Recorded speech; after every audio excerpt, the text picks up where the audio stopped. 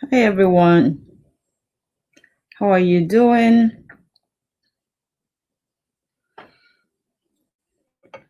How's it going?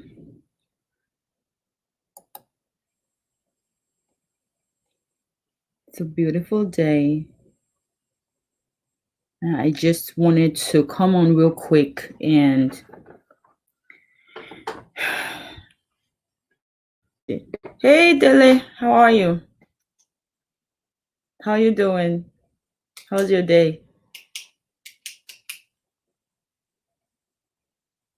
Yeah, it's gonna be a quick one tonight. I just wanted to come on because I gotta go join a prayer line real quick. But I always do this on Wednesday nights, and so thank you so much. If you join this or catch this on the replay, thank you so much. I'm not going to take much of your time. But I did a recount, a round. This is like a roundup of the worship is challenge we had last week. We had it from yeah. We had it from Sunday to Saturday. And it was an amazing time in God's presence. So I wanted to say thank you to everyone who was able to join. If you were not able to join, then you see the all of the content from for all 7 days are on my YouTube channel. We had a worship is challenge. On one day we had, I think we started worship is victory, then we had worship is sacrifice, worship is access, worship is focus, worship is forgiveness, worship is godly. I think I'm missing something. I'm missing someone. But all of them is on my YouTube channel. And I wanted to round up by I put something on my YouTube on my IG post this week. I think it was yesterday or the day before, where I talked about having a head knowledge of God versus a heart knowledge of God. And I was thinking about that and what is the significance of that for the person who's leading worship and for the person who's been led in worship.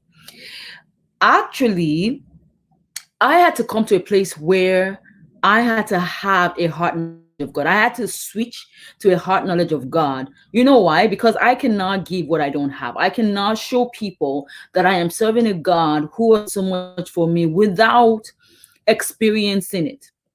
So that was the first thing, because I used to have all these years where, I would lead worship and people would be like, oh, God lifted me. I was feeling heavy or I was feeling sick, and but what they were experiencing through me leading worship, I was not experiencing. So there was something off there. So I had to come from I went through phases, right? It was a phase of, okay, I know what people say that God can do. I know what people say that he is. I know who they say he is.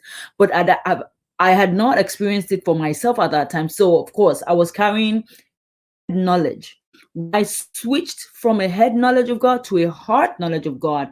My worship, the way that I led worship, the way that I had my personal worship, everything changed because I came from a place. Remember when Jesus was asking Peter, who, I think it was something about who do men say I am, or something like that. Peter was, and God and Jesus, they were conversing, right? And he said, who do men say that I am? And Peter was rambling up, but then he said, but who do you say that I am? I had that like a light bulb moment. And I was at that time that my worship changed. So you cannot, you need to have a heart knowledge of God, a heart knowledge of who he is, what he has done, what he can do for others, right? Because he has taken you from a place where you were, at least I can say for myself, where I was 5 years ago isn't where I am now, right? And I did not switch from that head knowledge to a heart knowledge. And that helps me now, even when I do simple things, even like reading the Bible, the heart is connected, because it's once your heart is connected, then you connect to God on a deeper level, right? That's when you connect to a deeper level. Now let me talk about last week, the 7-day challenge. When I went into it, when I even started it, what we came out of, what God, it was so amazing that there were so many revelations of who God is, what he was doing. And one thing that I really, really came out of that I took out of those, I took out many, many things, but the things that really stays with me is that, because I came to a point where I had received so many prophecies that I had become sarcastic. I was almost giving up because I wasn't seeing these things happen. I was almost giving up. I was at the point where I was like, okay, God, I've heard so many things. So can you just make it happen? Like, let it, all I keep is all this talk, talk, talk, talk. But can you just let it happen, already? But I had to come to an understanding that when God gives the word, whether it's a prophecy, whether you read it in the Bible, whether someone else gives it to you, whether it's a thought that occurs to you, when God gives a word, it is His responsibility. It is the outcome, right? The outcome of what God speaks over your life through anybody. The outcome is God's. Is on God. He already spoke it, right? But what we come with is the faith. Is the faith that we come with, and that faith allows us to step into this place of possession. It allows us to step into this place of possession. And when I say step into this place of possession, we begin to speak those words over ourselves. We begin to pray those words over ourselves. So we kind of set ourselves in alignment with what God has said, right? And you cannot come in alignment with what God has said without your heart getting involved. Again, going back to the head versus heart knowledge of God. Hi, Jump Jizzle. How are you? You cannot. Hi, Uche. How are you? You cannot get to that point. So I came out of my Sunday worship is challenge with this realization, or maybe I'll call it a revelation. Once God has spoken, hey, Minister of Music, how are you? Once God has spoken, I come in alignment with it. I am speaking those words over myself. I am decreeing them over myself. Because you know why? Because I got to remind myself of what God is saying. I have to remind myself of what God has spoken over me so that I don't forget. The reason why some of us are walking around like God is not on our side is because we're forgetting what He's saying to us. We're forgetting. So the way to remember is to keep those things, keep saying it back to yourself. And I'm going to ask you tonight, what has God said concerning you? What has He said? So you get into the place of possessing what He has said. And that again will help with the head versus heart. Okay. I'm going to end up by asking you, what has God spoken over you? Number one. Do you believe what He has spoken over you? Number two, if you know what He has spoken over you, if you don't remember, go find your journal, whether you wrote it, maybe you typed it up in your note, go find it, remind yourself of what God has spoken over you. Now, get in alignment with what He has spoken over you. You know why? Because there is nothing that God speaks over you that will fall to the ground. There is no word that He speaks over you that will fall. This is becoming my most favorite Bible scripture. There is no word concerning me that will fall to the ground that God has spoken. You know why? Because He watches over His word to perform. That's why I said that He's the outcome of the words that He speaks over you. They are His responsibility. You don't need to know how, you don't need to know when, you just need to understand He spoke it and He will do it. And I say that because there's also this urgency that I feel like God is calling us to a higher purpose, to a higher calling, a higher place in worship, a higher place in prayer. He's calling us to come up higher so that we can actually be able to get into alignment with His word easier when we come higher and we know Him and we understand His, and we understand when He says, I'm going to do this for you, then you're not running yourself what's the word? You're not running yourself ragged trying to say, okay, when is this going to happen? How is it going to happen? All you need to know that God said it's going to happen. Now, everything that you need for that to happen, God has already also given to you. So when you come in alignment, He begins to tell you, okay, this is who you partner with. This is the business that you go to. This is so that you, apart from knowing God has spoken words over you, he also comes with direction. I heard something today. Fast is not necessarily good because you can get somewhere. You know, you need direction. Even when God has given you something to do and he has spoken something over you, you still need direction. So it's that direction in the way of wisdom is what we need to be asking. And all of that is falling into alignment with him. Okay. All of that is falling into alignment with him. So I promised myself I was not going to go over 15 minutes today. Corner is going to be fast and to the point today. So what have I come to tell you today? Whatever a head knowledge versus a heart knowledge. When your head knowledge, when you switch it, when you flip it, and you connect with this God has said such and such and such and such about me. He has done this for me in the past. So why wouldn't he do it now? Why would he not save me now when I need saving? He saved me in the past, right? A head knowledge says, oh, I know God did such and such and such and such for Gladys.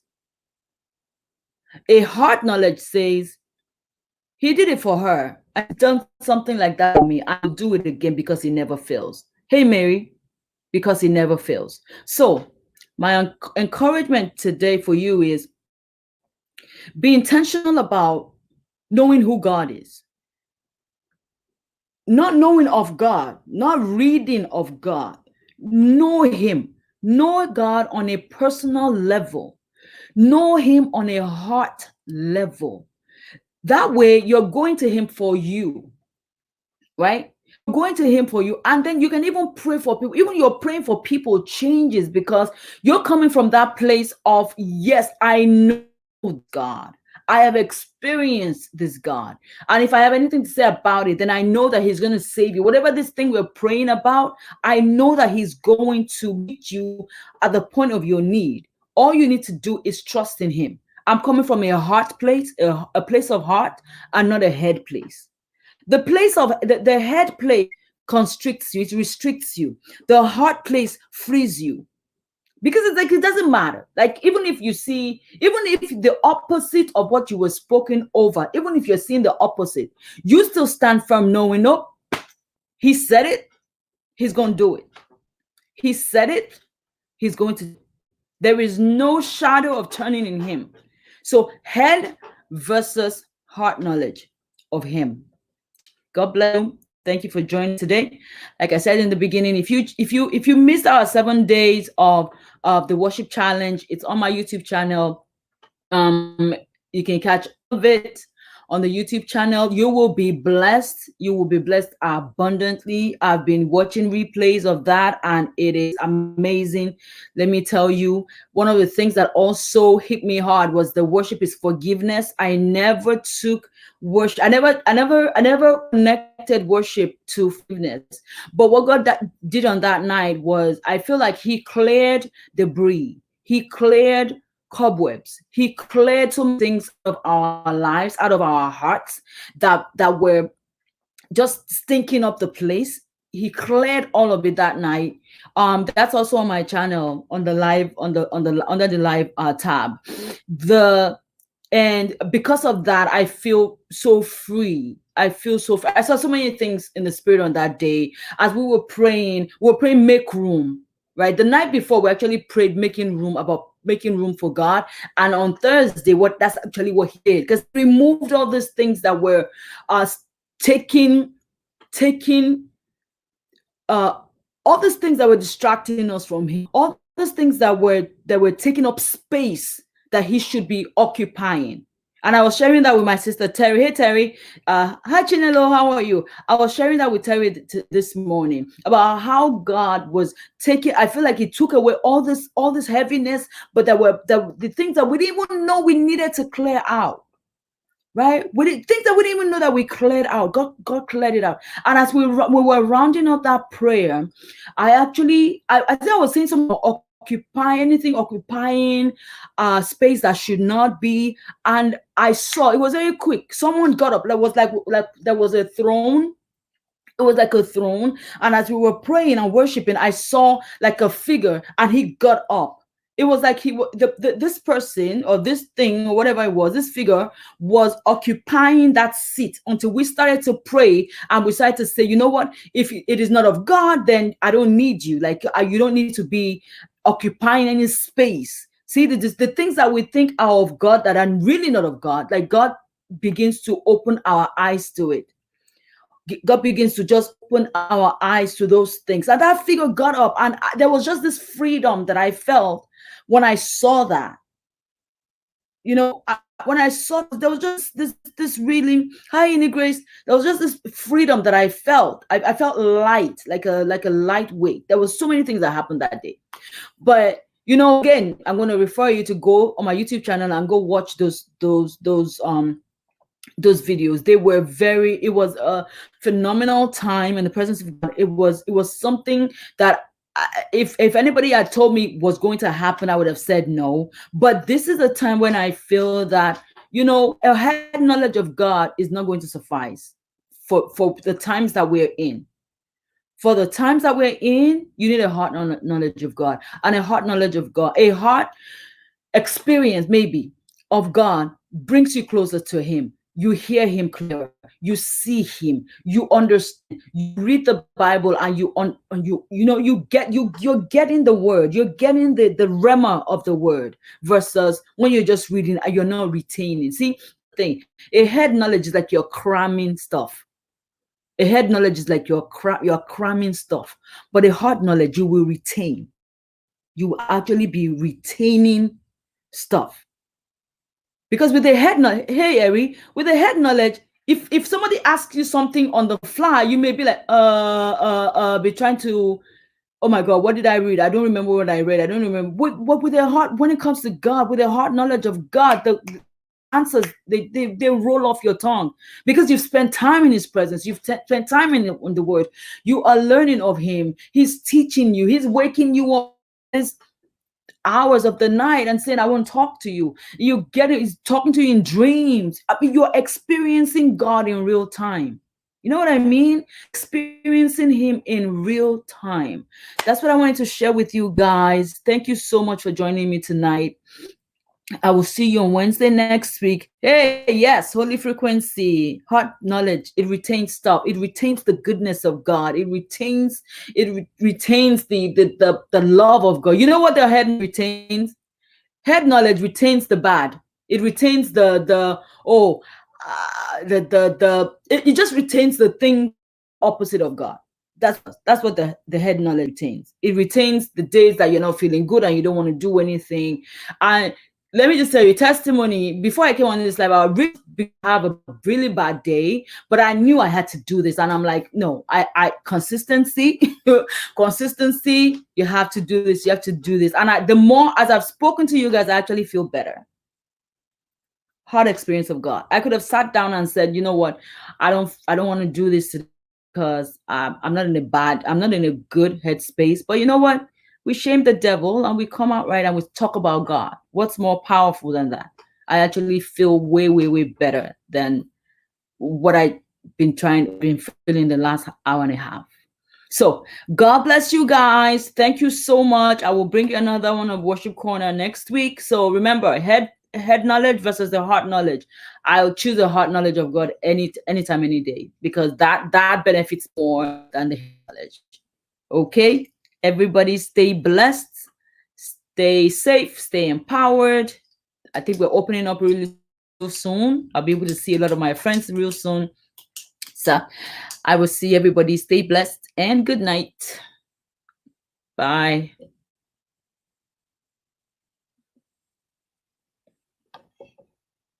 Bye, guys.